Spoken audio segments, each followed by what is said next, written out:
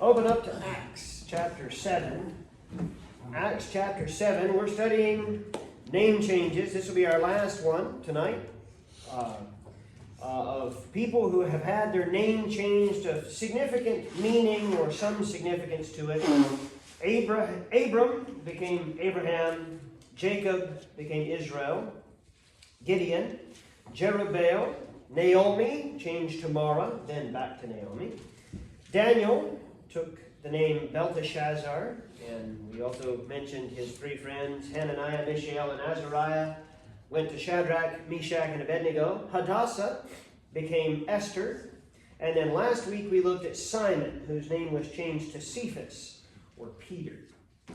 And this evening we're going to look at Saul of Tarsus, and the name by which he was most commonly known, the Apostle Paul. Now, this one's going to be a little bit different. This one is, there's less significance in the name and the meaning of the name, but there is something to it that I do feel like it's worthy of note, and there's definitely application to us here. We start off with an introduction to Saul of Tarsus. We catch our first glimpse of him outside the city of Jerusalem, very likely in the same exact place where Jesus had been crucified just some months prior. Golgotha is outside of Jerusalem, and today it's a bus lot. There's not much to see there. As a matter of fact, if you go to where the sepulcher is, you can look out. There's a kind of a grandstand where you can sit, and you have to look over a partition to look down where the cross in all likelihood was. It's the place of public execution. Jesus was killed there, but lots of people were probably killed there. That was the place where they took prisoners to die.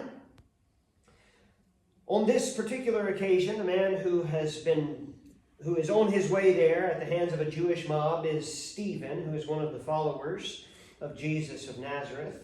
Almost all of Acts chapter 7 is Stephen's impassioned presentation of the gospel to the same religious leaders who had overseen the crucifixion of Jesus. So he's speaking to them. They wouldn't listen, and they decided that the only way to stop this witness was to stone him to death, which was the Jewish mode of execution for blasphemy. In the case of Jesus, he was turned over to the Romans. Jews didn't crucify people. Romans crucified people. Jews would stone. And so they're going to stone Stephen. They would hear no more of his words. If you look at verse 57 of Acts 7, it says, "Then they cried out with a loud voice and stopped their ears," which means literally grown men put their fingers in their ears. That's what it means. We would think of it as juvenile when you're talking to somebody and they don't want to hear you, so they go, la, la, la, la. That's what these men did. They put their fingers in their ears and ran upon him with one accord. They rushed on him to murder him, but in their haste they paused in verse 58, and they cast him out of the city, there to the place of Golgotha, and stoned him, and the witnesses laid down their clothes at a young man's feet, whose name was Saul. So Saul stood witness to the murder of this disciple of Jesus. And we pick up with him here in chapter 8. So take a look with me in just a moment, and we'll see chapter 8, verse 1. It says, "And Saul was consenting unto his death," speaking of Stephen. "And at that time there was a great persecution against the church which was at Jerusalem.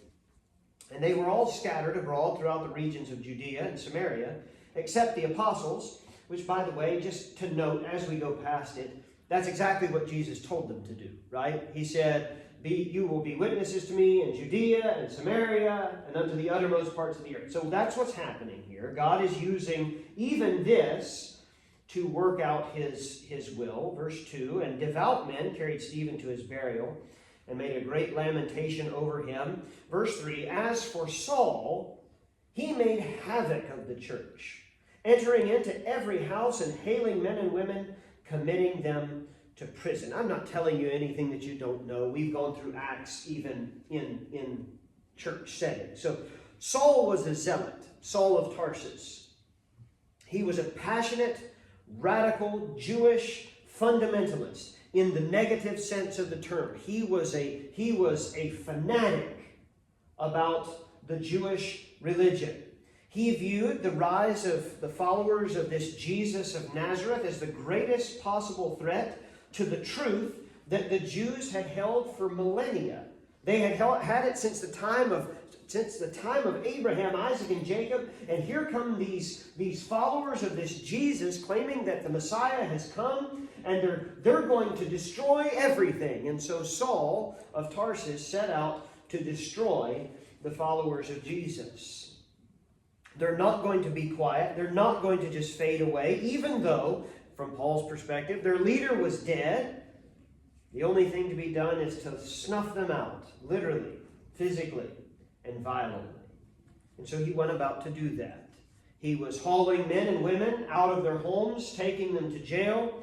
I don't know if you remember, I've always kind of paused as I read over this. They were killing some of these Christians. But if you read, when the Jews appeared before Pilate, they said it's not lawful for us to put a man to death. Do you remember that? But here, they have overrun that. They just decided, you know what? It's easier to kill these people than it is to try to fight with them. We're going to just kill these Christians.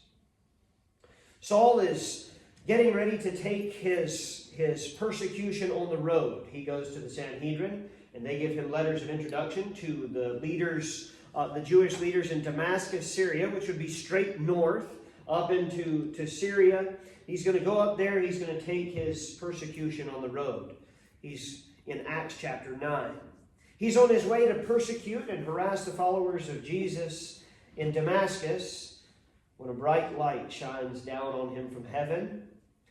Chapter 9, verse 4 says, "And he fell to the earth and heard a voice saying unto him, Saul, Saul, why persecutest thou me?" And Saul speaks with Jesus before rising from the road. When he gets up from the road, he's completely blinded, so much so that the man who had come to bring terror to Damascus ends up being led into Damascus as a blind man. He can't find anything. Once he arrives in Damascus, he's taken to the home of a man named Judas. And Saul is there for 3 days. 3 days in which he doesn't eat, in which he doesn't drink. He just sits there and he prays. And then God sends a believer named Ananias to pray for Saul so that he can receive his sight.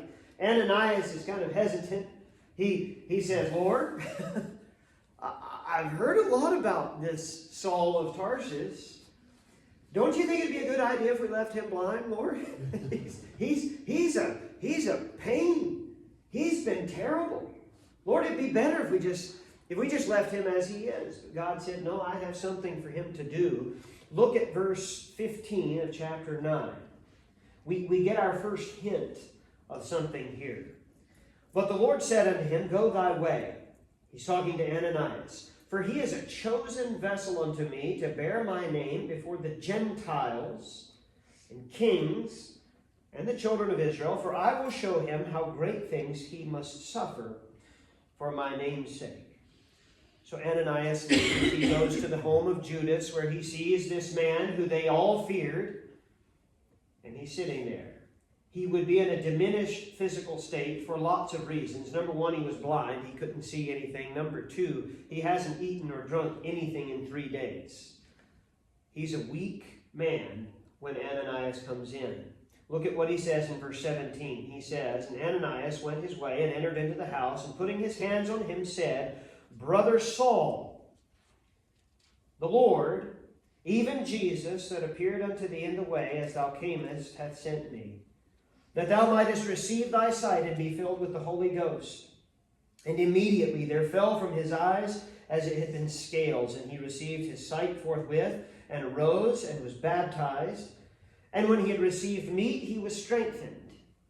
Then was Saul certain days with the disciples which were at Damascus, and straightway he preached Christ in the synagogues, that he is the Son of God." And then the narrative shifts. If you were reading throughout Acts, you would find that immediately after this, the narrative shifts and it goes back to Peter. In Acts chapter 10, you have Peter going to Cornelius. You have his vision of the animals and the sheep. You have all of that. All the way up through chapter 12, you have Peter is the focus. And Saul is mentioned, but he's not the lead of the narrative. It's Peter. But we come in chapter 13, look at verse 9. Here's the first mention of his new name. Then Saul, who also is called Paul, filled with the Holy Ghost, set his eyes on him. Now, let me, real quick, point something out. Saul did not become Paul on the road to Damascus. It's not that when Ananias came to him and he was blind and sitting there in the home of Judas, he didn't say, I've come to put my hands on you, to pray for you, and to tell you that your name has now been changed to Paul. That didn't happen. There was nothing grand about this. As a matter of fact, there's nothing significant about the meaning necessarily. Saul is a Hebrew name. It would be pronounced Solus. Solus is the name. That was what, when he was a little boy and he was running around the house in Tarsus where he grew up, his mother would have called him for dinner. She'd have said, Solus, come to dinner. And he'd have come. That was his name. A Hebrew name because he was a Hebrew raised in a Hebrew home. Paul, or Paulos, is Latin. Latin being the language of the Romans, Latin being the language of the Gentiles. Solus means desired. Paulus means short or diminutive or small. Again, no grand ceremony or explanation as there was with most of the other people who we've looked at. Saul of Tarsus was likely still called Saul when he went home. When Saul journeyed through Galatia, which is very close to where Tarsus is, the people who knew him, when they came out to see him, they very likely called him Saul. But he was called Paul by most. And that would be the name by which he would be most well known in his time and in the centuries that have followed. If I were to get up in the pulpit on Sunday with no introduction and just say, tell me about Saul, in all likelihood, people would not tell me about this man. They would tell me about the king in the Old Testament. We don't think of this man as Saul. We think of him as Paul. Now, here's the significance. Here, as I was dwelling on this, it kind of struck me afresh and anew. Saul was a Jew. He had an impressive pedigree, a very impressive pedigree. He lists it for us in Philippians 3, verse 4. He says, though I might also have confidence in the flesh, if any man thinketh that he hath whereof he might trust in the flesh, I more. In other words, you think you're qualified. Let me tell you how qualified I am. Circumcised the 8th day, of the stock of Israel, of the tribe of Benjamin, and Hebrew of the Hebrews, as touching the law, a Pharisee, concerning zeal, persecuting the church, touching the righteousness which is in the law, blameless. He was an extremely strict, in the classical definition, legalist. He was a Pharisee. He had all of the right. He checked all of the right boxes. In giving his testimony before the Jews in Jerusalem when he was arrested in Acts 22:3, he said, I am verily a man which am a Jew, born in Tarsus, a city in Cilicia, yet brought up in this city at the feet of Gamaliel. And we think, big deal. It was a big deal. And I went to school at Harvard. Okay, that's something that you say, wow, this is a highly educated man. He says, and taught according to the perfect manner of the law of the fathers, and was zealous towards God, as ye all are this day. And I persecuted this way unto the death, binding and delivering into prisons both men and women. Here's the point I'm trying to make. Paul was a Jewish aristocrat. He was the elite of the elite. He was the upper crust. He had been trained by the best. He was specially gifted in arguing against the positions of the Jewish religious establishment because he had been part of the Jewish religious establishment. When we read a book by a former atheist who has converted to Christianity, it's interesting because they argue, because they understand the other side. They understand the position of atheism in a way that we who have grown up in church, we don't have those thoughts, but they do. And Paul was uniquely gifted in Jewish evangelism. He had the inside track. He knew more about Judaism than some of the Jewish religious leaders did. But in spite of this, and here's the significance, in spite of this, in Romans 11:13, he says, "For I speak to you Gentiles, insomuch as I am the apostle of the Gentiles." He's a Jewish aristocrat, specially gifted to talk to Jews. But he's the apostle to the Gentiles. When Ananias came and prayed for him in Acts chapter 9, he had told him that he would be a special messenger to the Gentiles. In Galatians 2, he says, when they saw that the gospel of the uncircumcision, or the Gentiles, was committed unto me, as the gospel of the circumcision was unto Peter. Peter was the apostle to the Jews. Uneducated, fisherman, blue-collar Peter was the apostle that God chose to send to the highly educated religious Jews. And on the other hand, highly educated, overqualified Apostle Paul is who God decides to send to the barbarians. Are you seeing what I'm pointing out here? In Ephesians 3, verse 8, he says, "Unto me, who am less than the least of all saints, is this grace given, that I should preach among the Gentiles the unsearchable riches of Christ." Now you know that Paul had a heart for the Jews. As you read through Acts, you find that when he went places, he would go to the synagogue.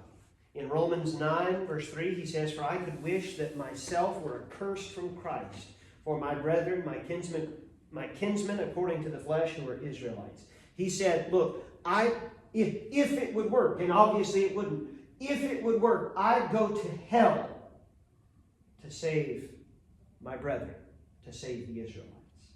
That's his heart. Yet God called a uniquely qualified Jew to minister to the Gentiles. Why? Why did Saul? He wouldn't have had the name change if he'd have been going to the Jews. 2 Corinthians 4, verse 7. Here's why. Here's why God sent uneducated Peter to the educated Jews and educated Paul to the uneducated Gentiles.